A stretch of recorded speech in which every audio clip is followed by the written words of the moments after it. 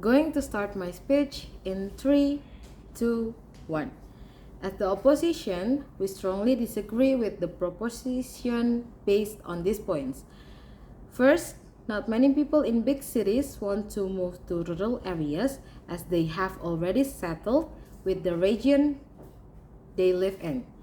Not mention if they have kids that have already gone to school there, their jobs that they do not want to leave, their business, and anything else.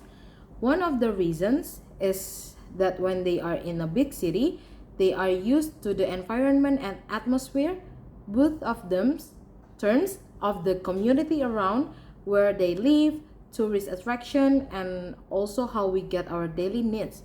Furthermore, school facilities in village are not as complete as those in cities. Likewise, the road access that can be passed is not adequate to be used as a road for students to pass. The salary of a job in the city is greater than the salary of a job in the village. Companies in village will not want to pay workers from cities because of the high wages. There is also the possibility that people in village do not want to accept workers from the city due to cultural difference, which can trigger conflict and different views.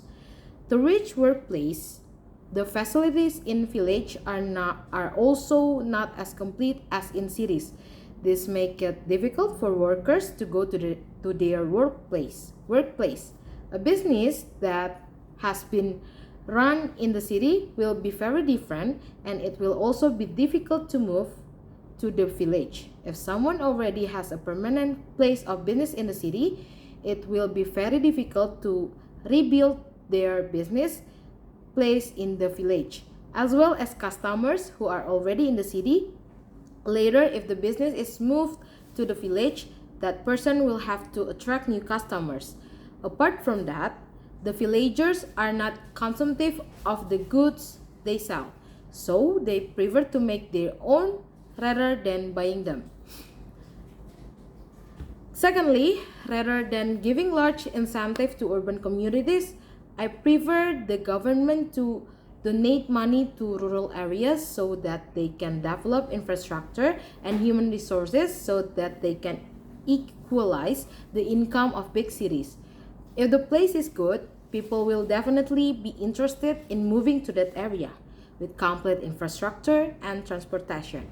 For example, is education. Most village people choose to get education in the city because the scope of education in village is smaller than in cities due to inadequate infrastructure in rural areas.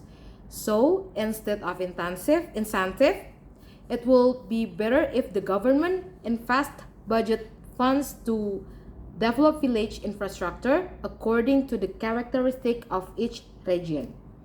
Well, if the area develops according to expectations, the infrastructure develops, then the area can equalize its income with the city area. For example, if an area has advantage in farming, it is better for the government to invest money in farming activities there, as well as the tourism aspect in the area. The government can develop infrastructure so that areas have the potential to increase regional income. With the existence of infrastructure in this aspect, tourists will be increasingly interested in visiting. Facilities increase, infrastructure increase, then the area can also increase tourism rates. Moreover, leveraging the untapped potential of rural tourism can unlock a plethora of economic opportunities. Investing in ecotourism initiative, heritage conservation, and hospitality infrastructure can turn rural areas into sought-after destinations, attracting visitors and generating revenue streams for local business. This not only preserves cultural heritage but also creates jobs in hospitality, transportation, and handicraft, thereby catalyzing inclusive growth. Furthermore, enhancing educational facilities in rural areas is crucial for nurturing human capital and unlocking the full potential of the workforce. By investing in schools, vocational training centers, and digital infrastructure, the government can ensure that rural youth have access to quality education and skill development opportunities, empowering them to contribute meaningfully to the economy and break the cycle of poverty. By doing these things, rural areas can become just as good as cities, with lots of opportunities for everyone who live there. The last one, by giving urban citizens incentive to move to rural areas, we might unintentionally harm the environment. This is because building new houses and infrastructure in rural areas often involve clearing natural green spaces and forests. Instead of preserving the natural beauty of the countryside, this could result in the creation of concrete jungles with trees and greenery replaced by buildings and roads. In addition, before we tell people to move to the countryside, we need to think about how it will affect the environment. Building new stuff in rural areas usually means we're chopping down the trees and taking away green space. We don't want our country to become a concrete jungle, so we've got to be careful. However, before we encourage city folks to move to the countryside, we need to make sure we're not harming the environment.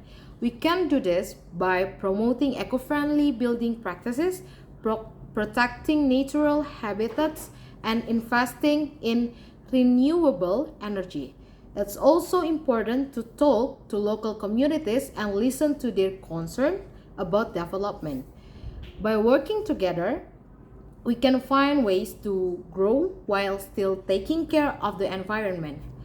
Additionally, it's super important to talk the people who live in rural areas and involve them in making decisions about how to develop their communities. When we listen to their worries and ideas, we can come up with plans that help the economy grow while also protecting nature.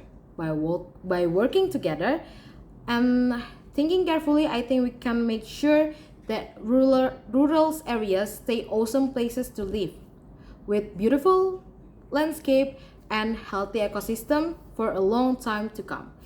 In conclusion, we reject the proposition because it doesn't consider the practical challenges and environmental risks of encouraging city people to move to rural areas. Instead, we support a balanced approach that focuses on sustainable development, fair resources allocation, and environmental protection to ensure the well-being of both urban and rural communities in the long run. Thank you.